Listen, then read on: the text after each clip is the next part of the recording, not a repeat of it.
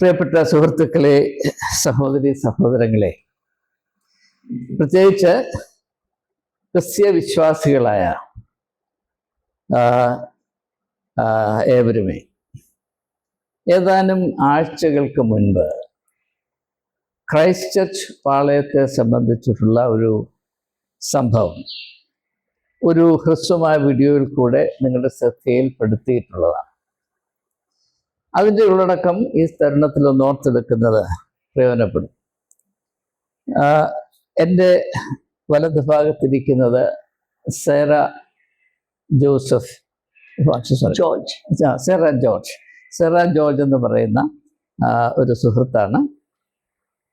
സേറയും കുടുംബവും Christ church പാളയത്തിൻ്റെ ദീർഘകാല അംഗങ്ങളായിരുന്നു. അവർ ആരാധനയിൽ സമയമുള്ളപ്പോഴൊക്കെയും പങ്കെടുത്തിരുന്നു. എന്നാൽ വിദേശത്തൊക്കെ വസിക്കുന്ന ആളുകളും ആയതുകൊണ്ട് ക്രമമായി ആരാധനയിൽ പങ്കെടുത്തില്ല എന്ന ഒരു ഒഴികഴിവ് ഉപയോഗിച്ച് അവരെ സഭയുടെ അംഗത്വത്തിൽ നിന്ന് ബഹിഷ്കരിക്കാനുള്ള ഒരു സംഘടിതമായ ശ്രമം സഭയുടെ ഭാരവാഹികളിൽ നിന്നുണ്ടായി. അത് സംബന്ധമായി വളരെയധികം ദുഃഖം അനുഭവിക്കേണ്ടി വന്നൊരു കുടുംബമായിട്ടാണ് ഞാൻ അവരെ അറിയുന്നത്. അങ്ങനെ നടന്നില്ലായിരുന്നുവെങ്കിൽ കൊള്ളായിരുന്നു എന്ന് ഞാൻ ആഗ്രഹിച്ചു. പക്ഷേ അത് ഒരു വിധത്തിലും മാന്യമായ രീതിയിൽ അവസാനിപ്പിക്കാനുള്ള ഒരു താല്പര്യം സഭയുടെ പക്ഷത്തിൽ നിന്നുണ്ടായില്ല എന്നതാണ് എനിക്കറിയാൻ സാധിക്കുന്നത്. എന്നാൽ അങ്ങനെ സഭയുടെ അംഗത്വം നഷ്ടപ്പെട്ട ശേഷം 2000-ൽ, അതായത് ഇന്നേക്ക് 26 വർഷങ്ങൾക്ക് മുൻപ്, ഈ കുടുംബം ക്രൈസ്റ്റ് ചർച്ച് പാളയത്തിലെ ഫാമിലി വോൾട്ട് അന്നത്തെ നിരക്കായിരുന്ന 28,000 രൂപ കൊടുത്ത് ബുക്ക് ചെയ്തിരുന്നു. അപ്പോൾ അങ്ങനെ അവരുടെ ഉടമസ്ഥതയിൽ അവിടെ ഒരു ഫാമിലി വോൾട്ട് ഉണ്ട്. എന്നാൽ അവർക്ക് ആ സഭയുടെ അംഗത്വം നഷ്ടപ്പെട്ട സാഹചര്യത്തിൽ അത് പ്രയോജനപ്പെടുത്തുവാൻ വയ്യാത്ത ഒരു സ്ഥിതിയിലായതുകൊണ്ട് അതിൻ്റെ നഷ്ടപരിഹാരം നൽകണം എന്ന് ഈ കുടുംബം സഭയുടെ ഭാരവാഹികൾക്ക്, പ്രത്യേകിച്ച് അതിൻ്റെ ചുമതലയുള്ള അച്ഛന് അപേക്ഷ നൽകി. അതിനുശേഷം സംഭവിച്ച കാര്യങ്ങൾ പൊതുജനം അറിയണം, സത്യം അറിയാൻ താല്പര്യമുള്ളവർ അറിയണം എന്ന ഒരു താല്പര്യത്തിലാണ് ഈ വീഡിയോ ഞങ്ങൾ ചെയ്യുന്നത്. വീണ്ടും ഈ വിഷയം ചർച്ച ചെയ്യാനായി സമയം കണ്ടെത്തി കടന്നു വന്ന സാറയോടുള്ള സന്തോഷവും നന്ദിയും അറിയിക്കുന്നു. ഞാൻ ഈ അവതരിപ്പിച്ച കാര്യങ്ങൾ വസ്തുനിഷ്ഠമാണല്ലോ, വ്യത്യാസമൊന്നുമില്ല. അതിനുശേഷം സംഭവിച്ചത് എന്താണ്? ഞങ്ങൾ ഒരു ലെറ്റർ എഴുതി അതിനൊരു മറുപടി പള്ളിയിൽ നിന്ന് വന്നിട്ട് അതിൻ്റെ അകത്ത് എഴുതിയിരിക്കുന്നത് that they are happy to ഞങ്ങളുടെ മെമ്പർഷിപ്പ് വേണ്ടാന്ന് നിങ്ങൾ വെച്ച സ്ഥിതിക്ക് ഞങ്ങൾക്ക് we are happy about it. And വോൾട്ടിന്റെ കാര്യത്തിൽ അവർ തീരുമാനിച്ചിരിക്കുന്നത് എന്താന്ന് വെച്ചാൽ പ്രിൻസിപ്പൽ എമൗണ്ട് 28,000 റുപ്പീസ് അത് തിരിച്ചു തരാം. നമ്മൾ അതിന്റെ റിസീറ്റ്സ് എല്ലാം കൊടുത്ത് ഓഫീസിൽ കൊടുക്കണം. ഇത് ഞങ്ങൾ വായിച്ചപ്പം we were not satisfied with it because 28,000 rupees 26 years ago ഞങ്ങൾ കൊടുത്തിട്ട് അതേ എമൗണ്ട് 26 years later തരുമെന്ന് പറയുന്നത് അതൊരു ഡിസാറ്റിസ്ഫാക്ടറി തിങ് ആണ്. അത് വഞ്ചനയാണ്, അനീതിയാണ്, ഒരു വിധത്തിൽ നിരക്കാത്തതാണ്. അപ്പൊ ഞങ്ങൾ തിരിച്ച് ഒരു ലെറ്റർ അതിന് എഴുതി that we are not satisfied with this principal amount. ഞങ്ങൾക്ക് വേണ്ടത് പ്രിൻസിപ്പൽ എമൗണ്ട് പ്ലസ് 26 ഇയേഴ്സിന്റെ ഇൻട്രസ്റ്റും കൂടെ വെച്ചിട്ട് ഞങ്ങൾക്ക് വേണം. അതിന് വി എക്സ്പെക്ടഡ് ദ റിപ്ലൈ. അതിന്റെ കൂട്ടത്തിൽ ഞങ്ങൾ എഴുതി, ഞങ്ങളിത് വാങ്ങിച്ചത് ഞങ്ങൾക്ക് തിരിച്ചു ചോദിക്കാനല്ല, we were part of the church. അപ്പൊ അതിന്റെ ഒരു ഭാഗമായിട്ട് ഞങ്ങളൊരു ഫാമിലി വോൾട്ട് അന്ന് ഇവര് വിൽക്കാനുള്ളതെന്ന് പറഞ്ഞപ്പോ ഞങ്ങൾ വാങ്ങിച്ചു എന്നേ ഉള്ളൂ. പക്ഷെ we are not part of the church anymore. പിന്നെ ഞങ്ങൾക്ക് അത് വോൾട്ട് ആ പൈസ ഞങ്ങൾക്ക് തിരിച്ചു വേണം. അപ്പൊ 26 ഇയേഴ്സിന്റെ ഇൻട്രസ്റ്റോട് കൂടി ഞങ്ങൾ ചോദിച്ചു. അതിന് യാതൊരു മറുപടിയും ഞങ്ങൾക്ക് കിട്ടിയിട്ടില്ല. അങ്ങനെ ചോദിച്ചിട്ട് ഇപ്പൊ എത്ര നാളായി അങ്ങനെ എഴുത്തയച്ച ശേഷം? ആ എഴുത്തയച്ചത് ഇപ്പൊ 1 മാസമായി. 1 മാസത്തിൽ മറുപടി വന്നിട്ടില്ല. മറുപടി വന്നില്ല. അപ്പൊ നിങ്ങളുടെ ആവശ്യം പരിഗണിക്കാൻ സഭയ്ക്ക് മനസ്സില്ല എന്നായിരിക്കും അവസ്ഥയിലാണ്. അപ്പൊ ഇത് നമ്മളത് മനസ്സിലാക്കുന്നതിന് വേണ്ടി ഞാനൊരു ഉദാഹരണം പറയാം. 2000-ലാണ് 28,000 രൂപ ഒരു ഫാമിലി വോൾട്ടിന് ഈ കുടുംബം സഭയ്ക്ക് ഡെപ്പോസിറ്റായി നൽകിയത്. അന്ന് നിങ്ങൾ നിലവിലിരുന്ന സ്വർണ്ണ നിരക്ക് നോക്കിയാൽ, കാരണം പണത്തിന്റെ അടിസ്ഥാനം സ്വർണമാണ് എന്ന് അറിയാത്ത ആരും തന്നെ ഇല്ല. 1 ഗ്രാം സ്വർണത്തിന് അന്നത്തെ വില ഏതാണ്ട് 10 ഗ്രാം സ്വർണത്തിന് അന്നത്തെ വില 4,000 രൂപ ഉണ്ടായിരുന്നു. 4,000 രൂപ. അപ്പം അങ്ങനെ വെച്ച് നോക്കുമ്പോൾ ഏതാണ്ട് 600 ഗ്രാം സ്വർണത്തിനുള്ള 60 ഗ്രാം സ്വർണത്തിനുള്ള പൈസ കൊടുത്തിട്ട്. അതെ. ഇന്ന് 60 ഗ്രാം സ്വർണം വാങ്ങിക്കണമെങ്കിൽ ഒരു 8 ലക്ഷം 9 ലക്ഷം രൂപ നമ്മൾ കൊടുക്കണം. ഇത്രമാത്രം നാണയത്തിന്റെ വില ഇടിഞ്ഞു പോയിട്ടുണ്ട്. അപ്പൊ അത് ഇഫക്റ്റീവ് വാല്യൂ എന്ന് നോക്കുമ്പോൾ ഇപ്പൊ നിങ്ങൾക്ക് സഭ തരാമെന്ന് പറയുന്ന 28,000 രൂപ അതൊരു 2,000 രൂപയുടെ വിലയുള്ളൂ കൂടിപ്പോയാൽ. അപ്പൊ അതിൽ യാതൊരു നീതിയുമില്ല എന്ന് ആർക്കും മനസ്സിലാകും. അല്ലെ, കണക്കും ഈ ഇക്കണോമിക്സ് ഒന്നും പഠിക്കേണ്ട കാര്യമില്ല.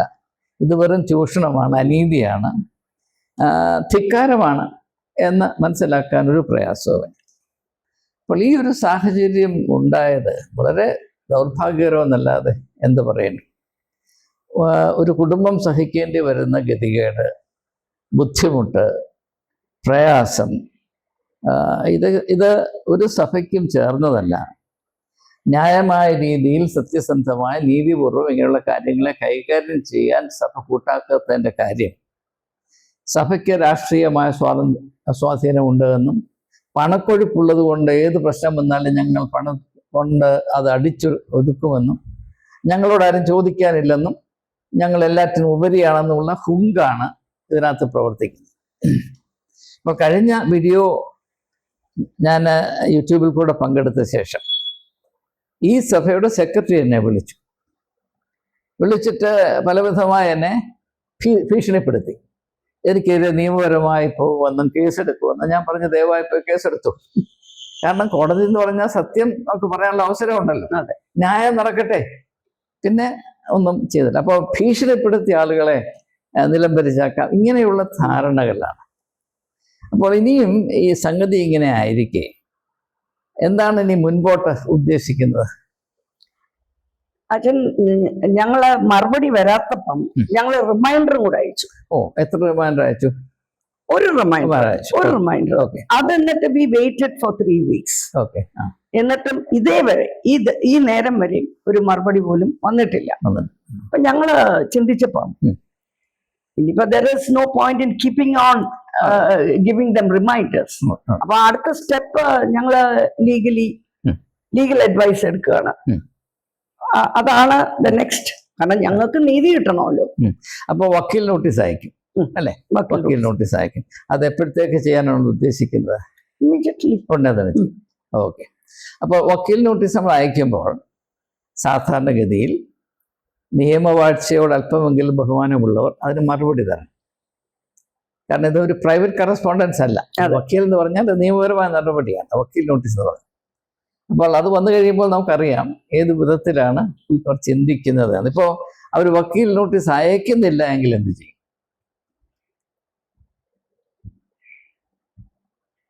Court case. ഓക്കെ. അപ്പോൾ ഇത് പറയുമ്പോൾ എനിക്ക് പ്രിയപ്പെട്ട പ്രേക്ഷകരോട് ഒരു കാര്യം പറയാനുള്ളത്, ക്രിസ്ത്യാനികളുടെ ഇടയിൽ ഒരു ധാരണയുണ്ട്, ക്രിസ്ത്യാനികൾ കേസിന് പോകരുത് എന്നൊരു ധാരണയുണ്ട്. ഇത് ഞാൻ അനുഭവിച്ചതാണ്. എന്തു വന്നാലും സഹിച്ചൊള്ളണം, പ്രത്യേകിച്ച് സഭയ്ക്കെതിരെ കേസിന് പോകരുത് എന്ന ഒരു ധാരണയുണ്ട്. അതിന് ഉപോത്ബലകമായി ചില വേദപുസ്തക ഭാഗങ്ങളും ഉദ്ധരിക്കപ്പെടാറുണ്ട്. അത് പുതിയ നിയമത്തിൻ്റെ കണ്ണിൽ നോക്കുമ്പോൾ അത് വേദപുസ്തകത്തിൻ്റെ അടിസ്ഥാനത്തിൽ സാധൂകരിക്കാൻ കഴിയും. നിങ്ങൾ കേസിന് പോകരുത്. പക്ഷെ നിങ്ങൾ കേസിന് പോകരുത് എന്ന് പറയുന്ന പശ്ചാത്തലത്തിൽ ഏതെങ്കിലും ഒരു വിശ്വാസ സമൂഹത്തിൻ്റെ മധ്യത്തിൽ, ഒരു കൂട്ടായ്മയുടെ മധ്യത്തിൽ, ഒരു സഭയുടെ മധ്യത്തിൽ ഒരു പ്രശ്നം വന്നാൽ അതിനെ നീതിപൂർവം പരിഹരിക്കാനുള്ള ഒരു മാർഗം അവിടെ ഉണ്ടായിരിക്കും. ഒരു മൂപ്പൻ ഉണ്ടായിരിക്കും, അല്ലെങ്കിൽ ഒരു കൗൺസിൽ ഉണ്ടായിരിക്കും. അപ്പോൾ ഈ കൂട്ടത്തോട് ചേർന്ന് നിൽക്കുന്ന വിശ്വാസികൾക്ക് ആർക്കെങ്കിലും ഒരു പ്രശ്നം വന്നാൽ അവർക്ക് നീതി ലഭിക്കാനുള്ള ക്രമീകരണം ആ കൂട്ടത്തിന്റെ അല്ലെങ്കിൽ സഭയ്ക്ക് ഉള്ളിലുണ്ടായിരിക്കും. ഇന്നതൊന്നുമില്ല, മനസ്സിലാക്കണം. ഇപ്പൊ നമ്മുടെ ഉള്ളിൽ, നമ്മുടെ സഭയ്ക്കുള്ളിൽ തന്നെ നമുക്ക് നീതി കിട്ടാനൊരു ക്രമീകരണം ഉണ്ടെങ്കിൽ കോടതിക്ക് പോകേണ്ട യാതൊരു ആവശ്യമില്ല.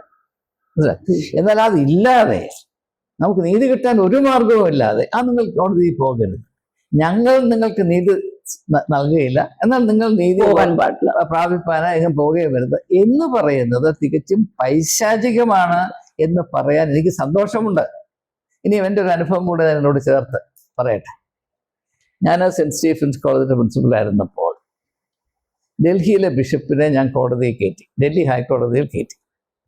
അത് അങ്ങനെ ചെയ്യാൻ സന്തോഷമുണ്ടായിട്ടല്ല, അങ്ങനെ ചെയ്യാതിരിക്കാൻ ഒരു മാർഗവുമില്ല എന്നിട്ടാണ്. കാരണം കോളേജിലെ അഡ്മിഷൻ സമയം വന്നപ്പോൾ ആ കോളേജിൻ്റെ 20% സീറ്റ് പുള്ളിക്ക് കൊടുക്കണം. പുള്ളി അത് അഡ്മിറ്റ് ചെയ്യും. പുള്ളിയുടെ ഓഫീസിൽ വെച്ച് അഡ്മിഷൻ നടത്തി ലിസ്റ്റ് എനിക്ക് തരുമെന്ന് പറഞ്ഞു. അത് അഡ്മിഷനെ കമ്പോളവൽക്കരിക്കുകയാണെന്ന് അറിയാൻ വയ്യാത്ത ആരെങ്കിലും ഉണ്ട്. അപ്പം ഞാനത് വിസമ്മതിച്ചപ്പോൾ ഉടനെ രാജിവെക്കണം, രാജിവെച്ച് സ്ഥലം ഒഴിയണം, അദ്ദേഹം പറയുന്നത് പോലെ ചെയ്യുന്ന ആളുകളെ പ്രിൻസിപ്പലാക്കാൻ അറിയാം എന്ന് പറഞ്ഞു. ഞാൻ പറഞ്ഞു, എനിക്ക് ജോലി വേണ്ടിയിട്ടൊന്നും അല്ല, ഞാൻ നാഷണൽ കമ്മീഷനിലായിരിക്കുമ്പോൾ അതെല്ലാം ത്യജിച്ചിട്ടാണ് ഇങ്ങോട്ട് വന്നത്. അപ്പോൾ എനിക്കറിയാൻ ജോലിയൊന്നും വേണ്ട, പക്ഷെ ഞാൻ രാജിവെക്കത്തില്ല. കാരണം രാജിവെച്ചാൽ അഴിമതി കാണിക്കാനുള്ള നടപ്പാത തുടർന്നു, അതുകൊണ്ട് ഞാൻ ചെയ്യില്ല. ഞാൻ പറഞ്ഞു, നിന്നെ ഞാൻ ഇവിടെ ഓടിക്കുമെന്ന് പറഞ്ഞു. അങ്ങനെ എനിക്കെതിരെ തികച്ചും നിയമപരമായ ഒരു വിധത്തിലും സാധൂകരിക്കാൻ കഴിയാത്ത നടപടികൾ. അപ്പോൾ തുരുതുര എനിക്കിങ്ങനെ എഴുത്ത് വന്നുകൊണ്ടിരുന്നു, അതാണ് ഇതാണ്, നിനക്കെതിരെ ഇന്ന നടപടി എടുത്തിരിക്കുന്നു, ഇന്ന നടപടി. അതിലൊന്നാണ് നിന്നെ പ്രൊബേഷനിൽ ഇട്ടിരിക്കുന്നു. കാരണം പ്രൊബേഷൻ ഇട്ട് കഴിഞ്ഞാൽ ആ പ്രൊബേഷൻ വിട്ട് കഴിയുമ്പോൾ കാരണം കാണിക്കാതെ പറഞ്ഞു വിടാം. പക്ഷേ നിയമം എന്താണെന്ന് ചോദിച്ചാൽ പ്രിൻസിപ്പലായിട്ട് ജോലിക്ക് ചേരുന്ന ഒരുത്തിനെയും പ്രൊബേഷൻ ഇടാനുള്ളതില്ല. പ്രൊബേഷൻ എന്ന് പറഞ്ഞാൽ എൻട്രി ലെവലിൽ മാത്രമേ ഉള്ളൂ. 10-30 വർഷം കഴിയുമെന്ന് വെച്ച ഒരാളെ എങ്ങനെ പ്രൊബേഷൻ ഇടും? മനസ്സിലായി? അപ്പം അങ്ങനെ ചെയ്യരുതെന്ന് നിയമമാണ്. ഡൽഹി യൂണിവേഴ്സിറ്റി ആക്ടിൽ കൃത്യമായിട്ട് പറയുന്നുണ്ട്. അപ്പം ഞാനിതെല്ലാം ഞാൻ പേഴ്സണലായിട്ട് ചെന്ന് ബിഷപ്പിനെ ഇതെല്ലാം ബോധ്യപ്പെടുത്തി, ഇത് ചെയ്യുന്നത് തെറ്റാണ്, ഒരു വിധത്തിലും ചെയ്താത്ത കാര്യമാണ്, അത് എൻ്റെ അധികാരം എനിക്കറിയാമെന്നൊക്കെ ഞാൻ പറഞ്ഞു. ശരിയാണ്, ഒരു 3 മാസം കൂടെ ഞാൻ വെയിറ്റ് ചെയ്യും, അത് കഴിഞ്ഞ് പിന്നെ നോക്കിക്കോണം എന്ന് പറഞ്ഞു. അപ്പോൾ ഇതേ വിചാരിച്ച് ഞാൻ കളിതമാശ പറയാം. 3 മാസം കഴിഞ്ഞ് ഞാൻ ഡൽഹി ഹൈക്കോടതിയിൽ റിറ്റ് ഓഫ് മാൻഡമസ് ഫയൽ ചെയ്തു. അപ്പം ജഡ്ജ് ഇത് കേട്ടിട്ട് എതിർഭാഗം കേൾക്കാതെ 5 മിനിറ്റ് കൊണ്ട് സ്റ്റേ തന്നു. അതല്ലേ ഞാൻ പറഞ്ഞു വന്നത്, നമ്മുടെ സമൂഹത്തിൽ, അതായത് ക്രിസ്ത്യാനികളുടെ ഇടയിൽ ഒരു അനീതി നടന്നാൽ അതിൻ്റെ ഇരകൾക്ക് നീതി ലഭിക്കാൻ യാതൊരു മാർഗവുമില്ല. അതിൻ്റെ വേറൊരു ഉദാഹരണം ഞാൻ പറയാം. ഈ ഫ്രാങ്കോ മുളയ്ക്കൽ കേസിൽ അദ്ദേഹത്തിൻ്റെ ആക്രമണത്തിന് ഇരയായ കന്യാസ്ത്രീ, അവര് ഈ ഒരു ദുരവസ്ഥയിൽ നിന്ന് രക്ഷ പ്രാപിക്കാനായി തന്നെ സഹായിക്കണമെന്ന് അഭ്യർത്ഥിച്ചുകൊണ്ട് കുറഞ്ഞത് പക്ഷം 3 മെത്രാന്മാരുടെ വാതിലിൽ പോയി മുട്ടിയതാണ്. അവരാരും തന്നെ അവിടെ പരാതി കേൾക്കാനോ അവർക്ക് എന്തെങ്കിലും ആശ്വാസം തരാനോ കൂട്ടാക്കിയില്ലാത്ത ഒരു സാഹചര്യത്തിലാണ് അവരും മറ്റ് 4 കന്യാസ്ത്രീകളും അന്ന് എറണാകുളം വഞ്ചി സ്ക്വയറിൽ സമരം ആരംഭിക്കും. അപ്പോൾ എങ്ങനെ നോക്കിയാലും ക്രിസ്ത്യ സമൂഹത്തിൻ്റെ ഇന്നത്തെ അവസ്ഥ, ആരെങ്കിലും അധികാരവർഗത്തിൻ്റെ ധിക്കാരത്തിനിരയായി പോയാൽ അവർക്ക് നീതി ലഭിക്കാൻ യാതൊരു മാർഗവുമില്ല. എന്നിട്ടാണ് പറയുന്നത് നിങ്ങൾ കോടതിയിൽ പോകുന്നത്.